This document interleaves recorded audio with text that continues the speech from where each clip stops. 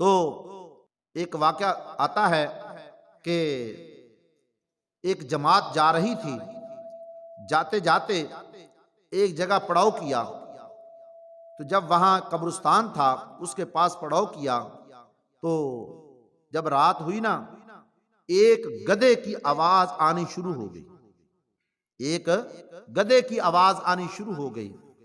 وہاں جھونپڑی میں ایک عورت رہتی تھی، قافلے والوں نے اس سے پوچھا کہ یہاں کوئی گدھا ہے نہیں، قبرستان سے آواز آ رہی ہے گدھے کی، یہ کیا معاملہ ہے؟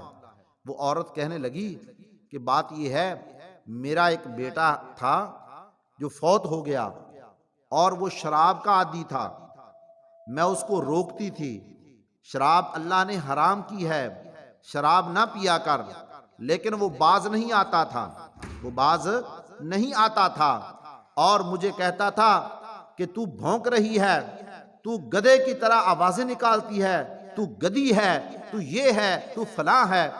تو میرے منہ سے بد دعا نکل گئی کہ اللہ تجھے گدھا بنا دے۔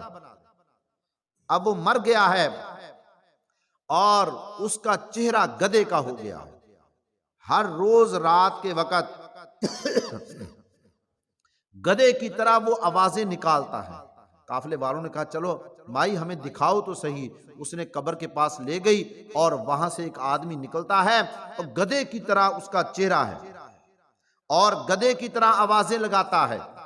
گدھے کی طرح آوازیں لگانے کے بعد چکر کاٹ کر پھر اسی قبر میں چلا جاتا ہے۔ مائی کہنے لگی یہ میری بد دعا کا صلہ ہے۔ تو اللہ والدین کی بد دعا سے بچائے، ماں باپ کی بد دعا۔ اللہ رب العزت فرماتے ہیں کہ جب ماں باپ اپنی اولاد کے لیے دعا کرتے ہیں نا، دعا کریں یا بد دعا کریں، فرمایا اللہ عرش کے سب پردوں کو ہٹا دیتے ہیں، براہ راست والدین کی دعا اللہ کے عرش پر پہنچتی ہے۔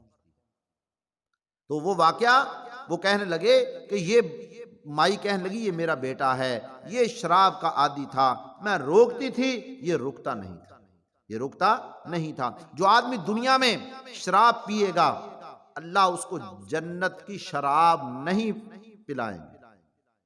جو آدمی بغیر توبہ کے مر گیا اور شراب پیتا رہا، توبہ نہ کی، اللہ اس کو جنت کی شراب سے محروم فرما دے۔